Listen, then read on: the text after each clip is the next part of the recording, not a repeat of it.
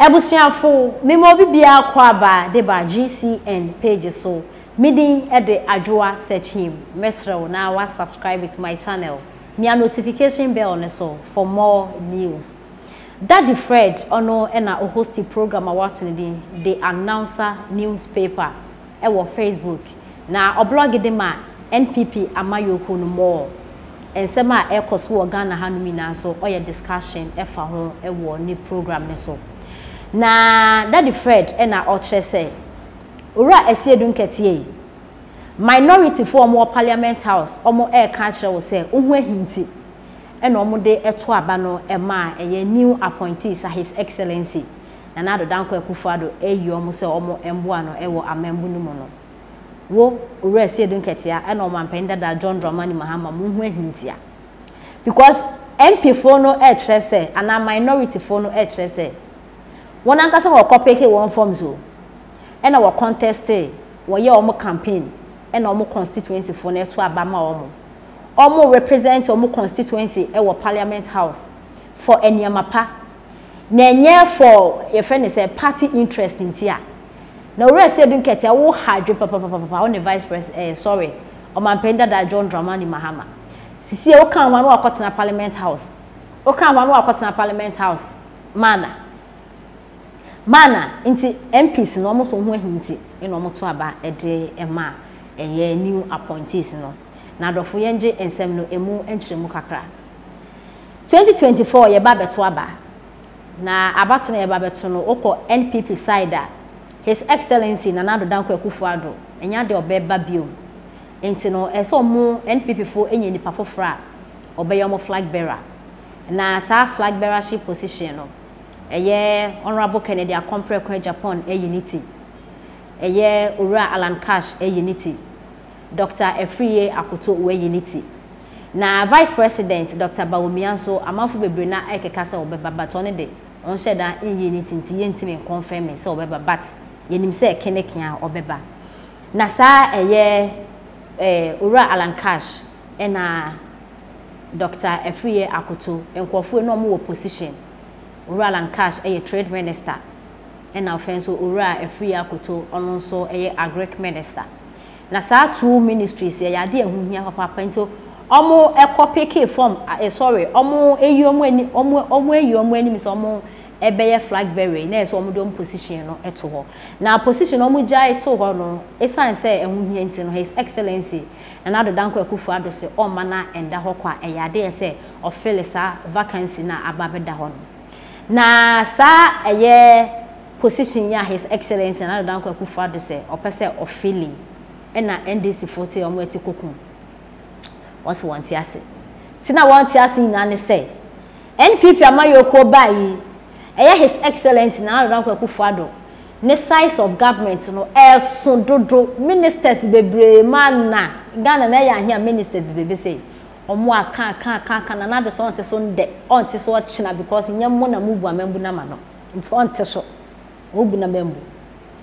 na membu ya obu nti onte so na NDC fo so do onte so adekwe na yemfiu na yenya so ebedi adanse say 2020 ye to aba no assembly wa Ghana azie uko parliament house a minority and a majority insonso e do mu nteme na nhye den so sa enti no NDC fo afa ho take advantage omo eche omo de bedi na nado nani na advantage no omo take na minority fo nse mo kra yenti mu case parliament house ya anya ye ni ha for NDC nti no mbedi na nado nani ye nti na mu ndi mu ani ye mamo ye ma NDC fo ye NDC fo but ye mamo empenefo ye mamo kwanye mu ndi na nado nani nti ene minority fo ade bia NPP fo omo de be parliament house bia no mo approve NDC for so mo enti ase almost e da asem kra na ekoso minority for ye de yen rashe mumu e na say mu de yen say eyesa na de edin kan e bai eye honorable Hawakumsi na na do appointing say on be kan agric ministry no ho or appointing no nko ND minority for say bebem majority for say sorry majority for say bebem minority say bebem agra no more appoint Hawakumsi na NDC for penny for say na minority for sala mote oh na yi levy aba ebeba kasa na yi levy abaso na NDC fo na ye steady obuze minority fo anya ye oh ene honorable Ken Oforiata empo NPP fo na so mo empe no Ghana fo yi na ne mo kan no sesa de mo beto aba vote of censure ene abato no moto no odno mo yi Ken omo hu ya ne so mo ato aba ne ma honorable Ken not the parliament house who order so ye finance minister nen this for ahwedi no mo se mo minority for mo ni suban bako mo bribe mo je bribe na mo je bribe anka we di ehu sisi NPP for mo nshada endorse nti mo to aba na mo tuntia na te say the decision on be take your parliament house obi na ka abagu na te say eni age na do fail na Ghana for ja na ka yende minority for so mo nyesa da because politics nyesa nete neyi na oral and cash na Dr. Free Akoto omo position abeda ho ya na de so feeling wa point oral KT Hammond oral Brian Champon na afen so oral Asamoah Boatin na minority for se hwe yi levy NDC for mpani for se hwe yi levy minority for aja atum how akumsi minority for abom na mo aja atum honorable Ken Oforiata minority for abom na mo aja atum we nko ade ye mana minority for mbom na mo ndi ntumi da NDC for mpani for mo akom social media na so akoma yesi wo hu de wonye wo hokro mo akom papa wo kom so na no wo to abe ya sa new ministers ya na na do appoint omo no mo approve omo penda da John Dramani Mahama te ya netikokum we adwa wabetro letter tintin dey out on the Facebook page some minority for you disappointed omo papa offend say okuta to black kwa bekebi offend say abranti on penda da John Dramani Mahama Feliso Fosuko achin so abekebi na chese nya asem keto akra wo parliament house ho na ade na ensem we na komra no na Daddy Fred eye new appointees ya his excellency na dan kwakufa de ayi omo NDC for mo tikwa paye oye ho discussion o kire say na mo NDC fo no mo nim say we Asiedu nketia na vice president mo hu ye minority fo na hia na adamu bi say minority fo no mo ye mofra eken no Asiedu nketia hye ne matakari se matakari o se matahwan wakota parliament house na te say o take a decision ma minority fo no so won ye MP minority fo no so won ye wan eyi no oka ura friend say Daddy Fred no oka me na meka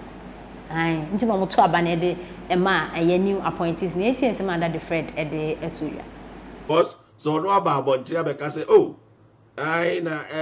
omo moto aba ma anya de omo yesi omo anya de so onya sympathy kakra o ana anya sa aha okoje to abra kwade a ope eno no ope sympathy kakra now ada for the moment hwa de se si amene mo ka sei omo report omo keke ka condemn MDC for parliament no too much ebinom se muntio yenu abema Samuel Kuku Anudehu the hour de buy osi so is it Kuku Anudehu who influenced the voting pattern in parliament today such that the presence of Asiedu&J in the chamber rather infuriated the MPs? Why do some people think that we are all stupid and will follow commands that don't make sense? Kuku Anudehu di awa di abano no. O say, Asiedu&J akro kwatena parliament ho no, ene na ma amrahye no ebufu ye. Na amrahye no bo bufu ye ni nyina no. Eye Asiedu&J akro eba betena ho. Over somebody man for instructions. Don't do this, do this, do this. Now man for the Americanum, no, you can't do that to them. You can't command them. They have all their own capability of reasoning. So you can't force them. Say they should kick against this. No, they can't do that. In so much I say even I say don't get your better parliament house one. And then a man for bufu more. Muko vote it wait say my disrespect say Mahama krade o baby kra wa yirem. Hey, Now we bet my command MPs ni ato aba mo who ni position bia. Afi kra na apɛ flag bearer. Oh sir. Afi na apɛ flag bearer. Yehwe enti nipa maako ensia na nanado eyi omo de omo call. Emrahye bedwam se enye omo ntum no. NDC for mo kaya. Omo ye press conference ahodro an nanado shoe one year the same the members of the ministers no unlimited uncutting it down. And approve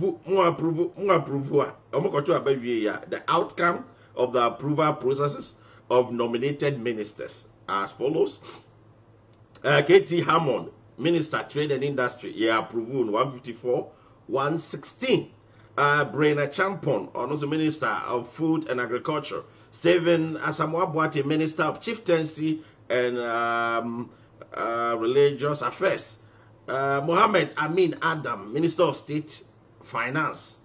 Obi Amwa, Minister Local Government. And Dr. Stephen Amwa, Minister, Deputy Minister Trade and Industry. Inti aji omunyana atum. Ndese opa onti asia kona kwashepo. Utie samoloku jeto asimo kaya or say there is no knife that cuts so sharply